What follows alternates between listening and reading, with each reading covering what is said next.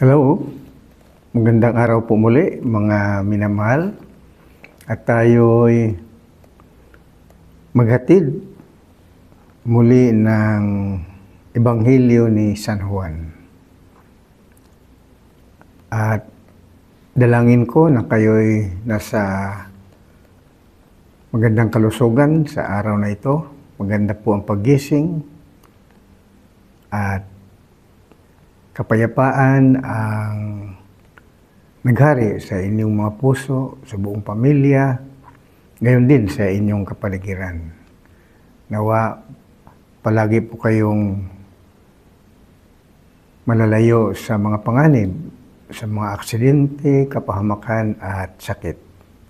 Amen for that, mga minamahal. So, babasahin natin sa ngayon. Juan Kapitulo 8, versikulo 12 hanggang 20. Muling nagsalita si Jesus sa mga tao. Wika niya, "Ako ang ilaw ng sanlibutan. Ang sumusunod sa akin ay magkakaroon ng ilaw na nagbibigay buhay at di nalalakad sa kadiliman." Sinasabi sa kanya ng mga Pariseo, "Ikaw ang nagpatuto sa iyong sarili, hindi maaring tanggapin ang patutuo mo." Sumagot si Jesus, "Kahit ako ang magpatutuo sa aking sarili, totoo ang aking sinasabi.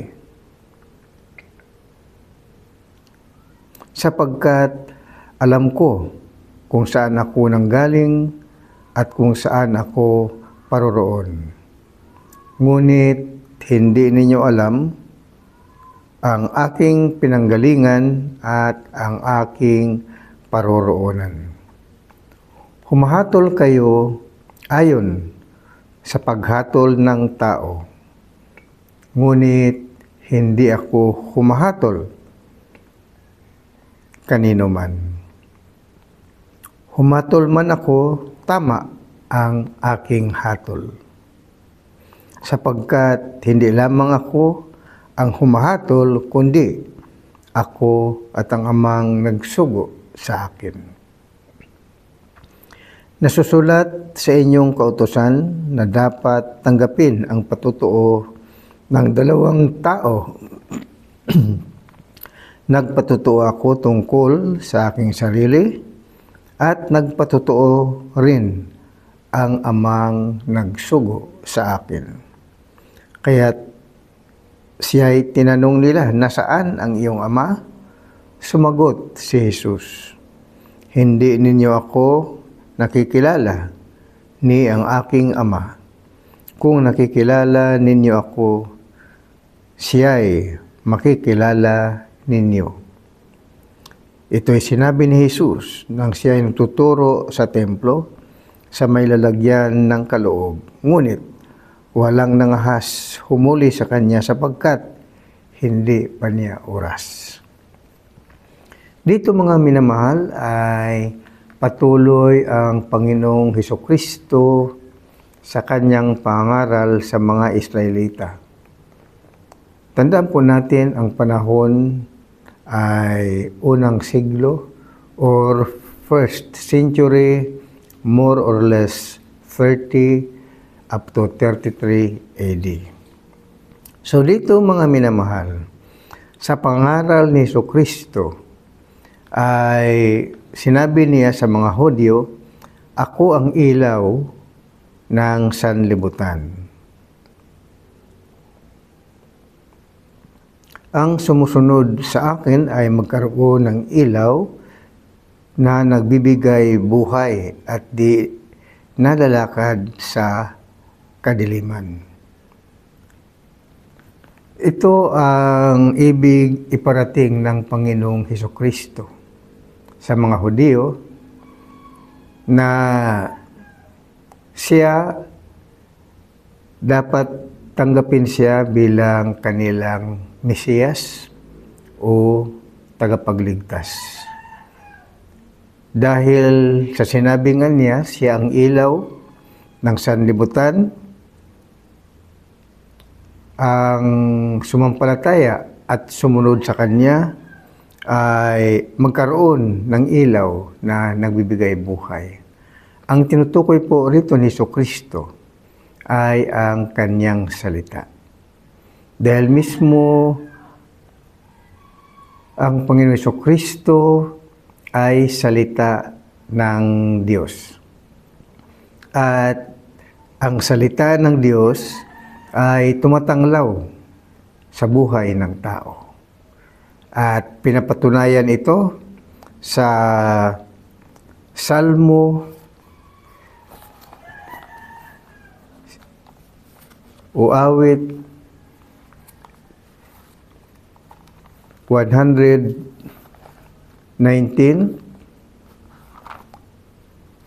verse 105. 119, 105 ng mga awit. Salita mo'y isang tanglaw na sa akin ay patnubay, liwanag na tumatanglaw sa landas kong daraanan. So ang Kristo bilang salita ng Diyos, na mismo sinasabi niya, ako ang ilaw, dahil siya bilang salita ng Diyos ay liwanag, nagbibigay liwanag para sa mga tao upang sila ay lumalakad hindi sa kadiliman bagkus sa kaliwanagan.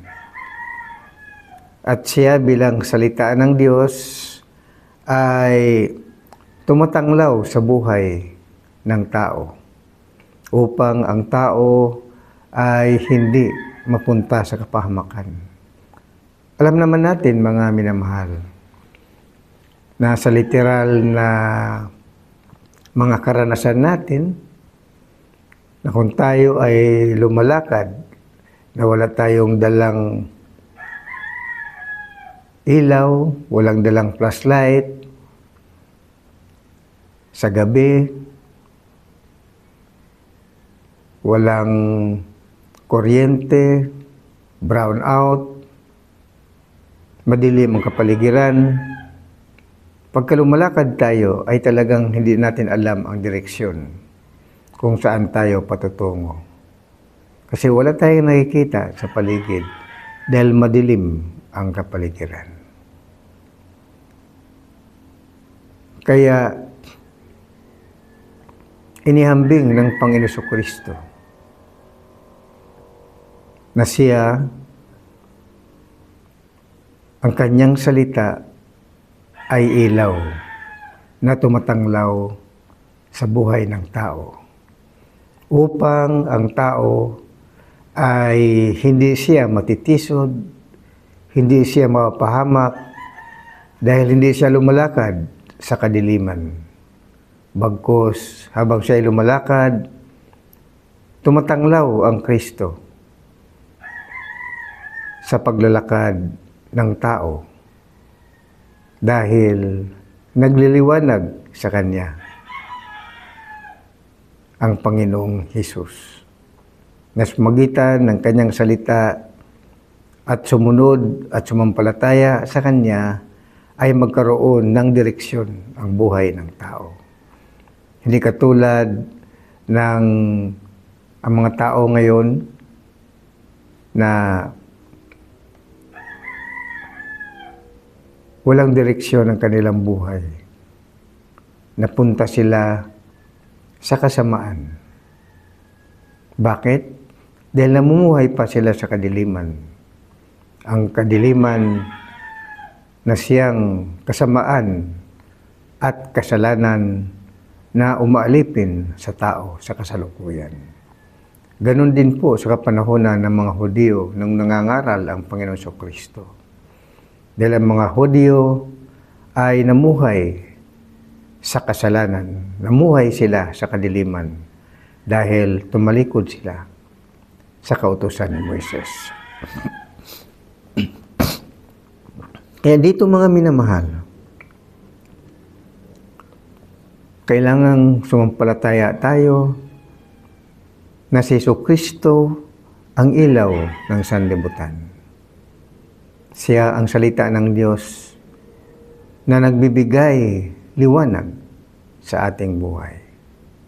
Dahil kung walang salita ng Diyos, magulo ang buhay ng tao.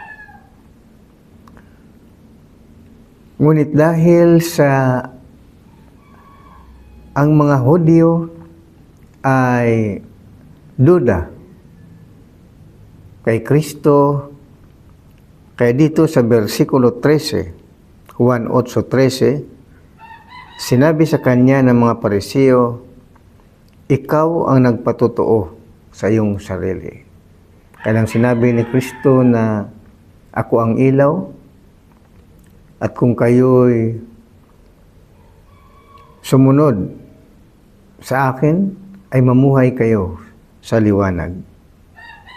Ngunit sinabi sa kanya ng mga Pariseo, ikaw ang nagpatotoo sa iyong sarili, hindi maaaring tanggapin ang patotoo mo.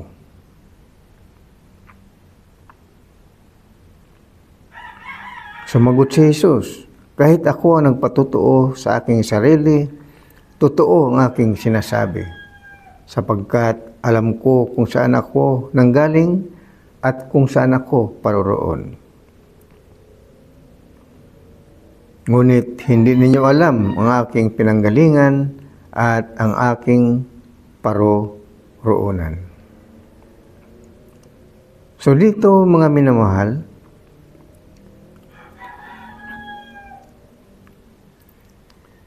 sa versikulo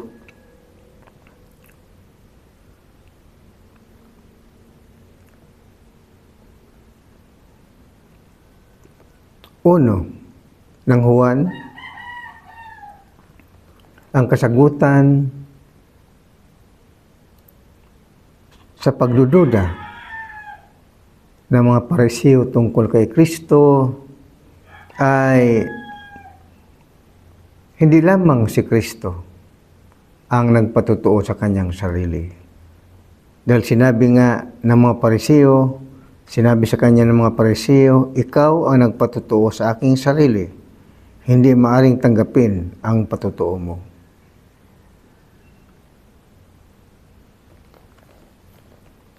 Ang katigasan ng ulo, ang katigasan ng puso ng mga Pariseo ay nagdulot ito ng kawalang panampalataya ng sambahayan ni Israel.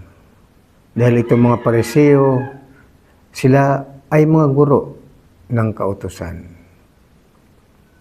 Nung una pa man ay pinatutunayan ni Juan Bautista na si Jesucristo ang ilaw ng sanlibutan. Ngunit ayaw pa rin nilang tanggapin. Kaya nang sinabi ni Jesucristo na siya ang ilaw ng sanlibutan at ang sumampalataya at sumunod sa Kanya ay magkaroon ng buhay. Ngunit sinabihan siya ng mga Pariseo, nagpatotoo ka sa iyong sarili, hindi ka maaring paniwalaan. Nagpatunay lamang, nagpatotoo lamang sa kanilang sarili ang mga Pariseo na talagang ayaw nilang paniwalaan, ayaw nilang tanggapin na si Jesucristo ang kanilang Mesiyas.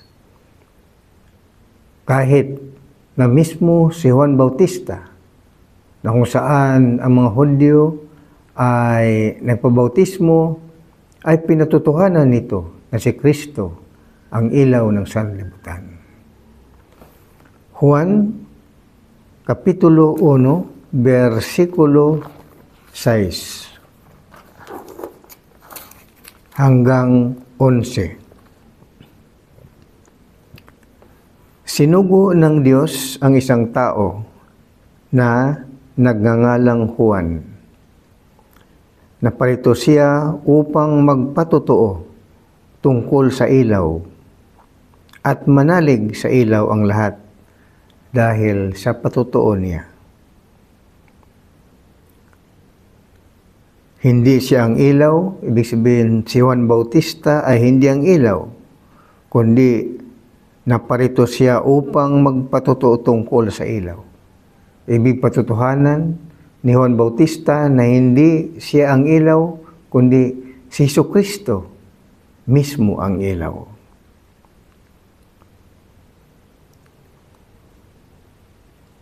Ang sabi rito, naparito siya upang magpatotoo tungkol sa ilaw at manalig sa ilaw ang lahat dahil sa patotoo niya.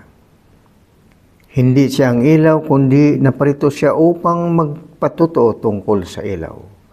Ang tunay na ilaw na tumatanglaw sa lahat ng tao ay dumarating sa sanlibutan. Nasa sanlibutan ang salita, nilikha ang sanlibutan sa pamamagitan niya, ngunit hindi siya nakilala ng sanlibutan. Naparito siya sa kanyang bayan, ngunit hindi siya tinanggap ng kanyang mga kababayan. Ayaw nilang tanggapin si Jesucristo. Kahit pinatutuhanan ni San Juan Bautista na si Kristo ang ilaw ng sanlibutan, siya ang kanilang Mesiyas, ang Panginoong Hesukristo. Ngunit, hindi tinanggap si Hesukristo bilang Mesiyas ng sambahayan na Israel.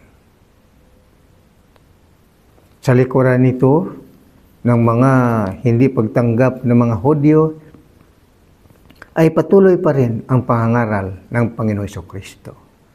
Mahaba ang pasensya, mapagpakumbaba at maamo na nangangaral ang Panginoong Jesucristo sa mga Hudyo. Dahil ang kanyang layunin ay panumbalikin ang mga Hudyo sa Diyos. Dahil namuhay nga sila sa kadiliman, namuhay sila sa kasalanan. Kaya sabi ni Jesucristo, ako ang ilaw ng sanlibutan. Kung kayo'y sumampalataya sa akin, magkaroon kayo ng buhay na walang hanggan. At sa ating pagpatuloy, sa versikulo 15, humahatol kayo ayon sa paghatol ng tao, ngunit hindi ako humahatol kanino man. Humatol man ako, tama ang aking hatol, sapagkat hindi lamang ako ang humahatol, kundi ako at ang Amang nagsugo sa akin. Nasusulat sa inyong kautusan na dapat tanggapin ang patutuo ng dalawang tao. Nagpatutuo ako tungkol sa aking sarili at nagpatutuo rin ang Amang nagsugo sa akin. So nagpaliwanag sa kanila ang Panginoon Jesucristo na hindi lamang siya ang nagpatutuo sa kanyang sarili, kundi pati na rin ang kanyang Ama at pati na rin si San Juan Bautista. Kaya sabi ni Jesucristo sa mga Pariseo, ang inyong paghatol sa akin na ako'y nagpatutuo sa aking sarili ay paghatol ng isang tao. Dahil hindi lamang ako ang nagpatutuo sa aking sarili, kundi pati na ang aking Ama, pati na rin si San Juan Bautista. Kaya pinapalalahanan sila ng Kristo. Nagpalaala ang Kristo sa kanila. Nasabi ni Jesucristo na dapat tanggapin ninyo ang aking patutuo. Dahil hindi lamang ako ang nagpatutuo sa aking sarili, kundi pati na rin ang aking Ama na nagsugo sa akin. At pati na rin si San Juan Bautista sa Juan Kapitulo 1, versikulo 6 hanggang 11. Kaya sinabi ni Jesucristo, nasa inyong kautusan, nasusulat, Juan 8:17, sabi ni Jesucristo, nasusulat sa inyong kautusan na dapat tanggapin ang patotoo ng dalawang tao, ibig sabihin ng dalawang saksi. Nagpatotoo ako tungkol sa aking sarili at nagpatotoo rin ang amang nagsugo sa akin. At hindi nga lamang gayon, pati na si Juan Bautista. Kaya, para makumbinsin niya ang mga Hudyo. Dahil ang kanilang kautusan, ito ay nasulat sa Deuteronomio, Kapitulo 19, versikulo 15 hanggang 20. Pinapalalahanan sila ni Jesucristo na dapat maniwala sila na siya ang kanilang Mesiyas. Dahil hindi lamang siya nagpatotoo sa kanyang sarili. Si Juan Bautista, pinatutuhanan na siya ang Kristo. Siya ang ilaw ng sanlibutan. Siya ang salita ng Diyos na nagbibigay buhay. Gayon din, sabi ni Jesucristo, ang kanyang ama na nagsugo sa kanya, iyon din nagpatotoo na siya ang ilaw ng sanlibutan. Siya ang Kristo, ang Mesiyas ng sambahayan ng Israel. Ang kautusan na tinutukoy ni Jesucristo na dapat siyang paniwalaan dahil hindi lamang siya nagpatotoo, kundi may dalawa pa na mga saksi tungkol sa kanya. Deuteronomio, Kapitulo 19, versikulo 15 hanggang 20. Ito ang tinutukoy ni Jesucristo na dapat sundin ng mga Hudyo. Huwag ninyong pahalagahan ang patotoo ng isang saksi laban sa isang tao. Ang patotoo lamang ng dalawa o tatlong saksi ang inyong pahahalagahan. Kung ang isang tao ay nagbintang ng hindi totoo sa kanyang kapwa dahil lamang sa masamang hangad, silang dalaway pupunta sa lugar na pinili ni Yahweh at haharap sa mga saserdote at sa mga hukom na nanunungkulan. Siyasatin nilang mabuti ng mga hukom at kapag napatunayang kabulaanan ang bintang, ang parusang hinahangad niya sa kanyang pinagbibintangan ay sa kanya igawad. Ang ganyang kasamaan ay alisin ninyo sa inyong kapulungan. Kapag ito'y nabalitaan ng lahat, matatakot silang gumawa ng gayon. So, pinaalalahanan ni Jesucristo ang mga Pariseo na dapat paniwalaan nila ang kanyang sinasabi. Dahil hindi lamang siya mag-isa ang nagpatotoo sa kanyang sarili, kundi pati na rin ang ama na nagsugo sa kanya, gayon din si San Juan Bautista. Kaya, ang pagbibintang ng mga Pariseo kay Kristo na isang bulaan ay malaking kasalanan para sa bansang Israel. Dahil ang mga Pariseo, kahit sila ay mga guro ng kautusan, ay hindi nila sinusunod ang kautusan ni Moises. Kaya nga patuloy si Jesucristo na nagpalaala sa kanila tungkol sa kautusan. Na nagkunwaring tagapangaral ng kautusan ang mga Pariseo, ngunit sila ang lumalabag nito. Kaya sa patuloy na pangaral ni Jesucristo sa Juan Kapitulo 8, versikulo 12 hanggang 20, ay sinasabi niya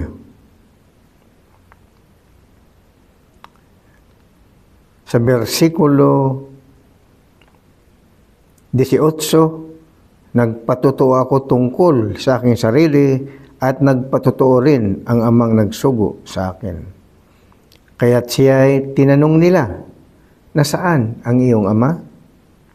Sumagot si Jesus, hindi ninyo ako nakikilala ni ang aking ama. Kung nakikilala ninyo ako, siya ay makikilala ninyo. Ito'y sinabi ni Jesus nang siya ay nagtuturo sa templo sa may lalagyan ng kaloob. Ngunit walang nangahas na humuli sa kanya sapagkat hindi pa niya oras. So sa pangaral ng Panginoon Jesucristo ay nandoon din ang plano ng mga Hudyo na siya ay dakpin dahil pinagbintangan siya na isang bulaan, pinagbintangan siya na siya ay lumalabag sa kautusan ni Moises tungkol sa Sabat at pinagbintangan siya bilang pangumusong dahil sinasabi niya na siya ay anak ng Diyos. Ang Diyos ang kanyang ama. Kaya tinatanong siya, nasaan ang iyong ama? Sabi ni Jesucristo, hindi ninyo ako nakikilala. Kung ako'y nakikilala ninyo, ay makikilala rin ninyo ang aking ama. Tungkol sa pagkilanlan kay Jesucristo at tungkol sa ama, ito ay lingid sa sangbahayan ni Israel.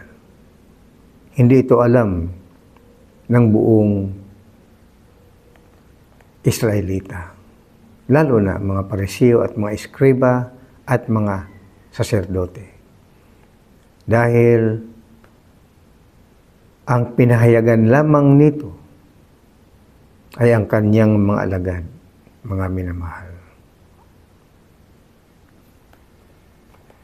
Nasusulat po ito sa Juan Kapitulo 14, versikulo 7 hanggang 11. Si Jesucristo ay nagpahayag sa kanyang mga alagad, ngunit hindi sa buong bayan ng Israel. Ito ang nasusulat. Juan 14, versikulo 7 hanggang 11. Ang sabi rito, kung ako'y kilala ninyo, kilala na rin ninyo ang aking ama. Mula ngayon ay kilala na ninyo siya at inyong nakita. Sinasabi ito ni Jesucristo sa kanyang 12 apostoles. At patuloy nating basahin mula 7 hanggang 11 sa Kapitulo 14 ng Juan. Sinabi sa kanya ni Felipe, Panginoon, ipakita po ninyo sa amin ang Ama at masisiyahan na kami. Sumagot si Jesus, matagal na ninyo akong kasama, Felipe, di ata't hindi mo pa ako nakikilala? Ang nakakita sa akin ay nakakita na sa Ama. Bakit mo sinasabing ipakita mo sa amin ang Ama? Hindi ka baga naniwalang ako'y suma sa Ama at ang Ama'y suma sa akin? Ang mga salitang sinasabi ko ay hindi ko sinasabi sa ganang aking sarili. Ang Amang suma sa akin ang gumaganap ng kanyang mga gawain. Maniwala kayo sa akin. Ako'y suma sa Ama at ang Ama'y suma sa akin. Kung ayaw ninyong maniwala sa sinabi ko, maniwala kayo dahil sa mga gawang ito. So, ang kapahayagan ng pagkakilanlan kay Kristo at ng kanyang Ama ay ipinahayag ito sa 12 apostoles. Nagpakilala si Jesucristo na siya ang kanilang Mesiyas at nagpakilala si Jesucristo na ang Ama na siyang Espiritu Santo ay nanahan sa loob ng kanyang katawan.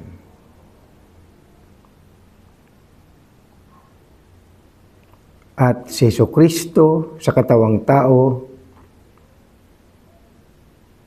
na kung saan ang kanyang katawan ay ginawang templo ng Diyos. Si Jesucristo bilang tao ay naging larawan ng Diyos na hindi nakikita. Ang hindi nakikita na Diyos ay nasa loob ng katawan ni Jesucristo. Kaya sabi ni Jesucristo, matagal na ninyo akong kasama, Felipe, ngunit hindi niyo pa rin ako nakikilala.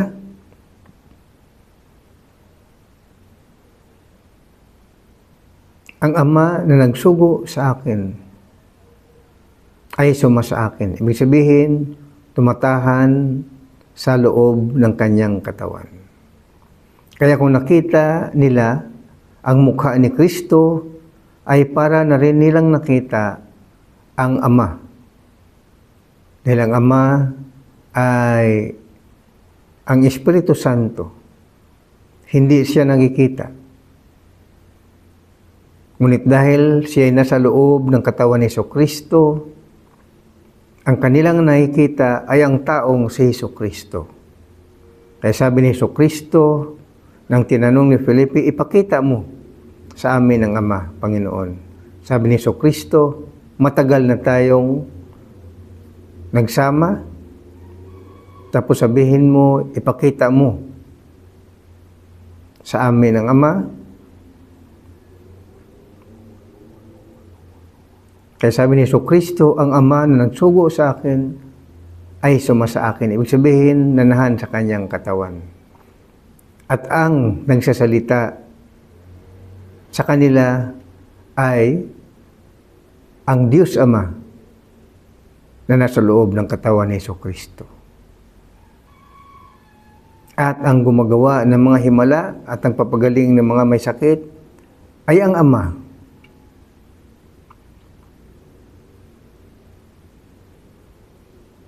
Kaya ang mga himala at pagpapagaling ng mga may sakit ay patotoo ng Ama ay nasa Kanya. Dahil gumagawa siya, hindi sa ganang kanyang sarili, kundi dahil sa kapangyarihan ng Diyos Ama na nanahan sa Kanya. Kaya napakaswerte ng mga apostoles ni Jesucristo. Sa Juan, Kapitulo 14, versikulo 7 hanggang 11. Kaya mga minamahal ang misteryo tungkol kay Jesucristo.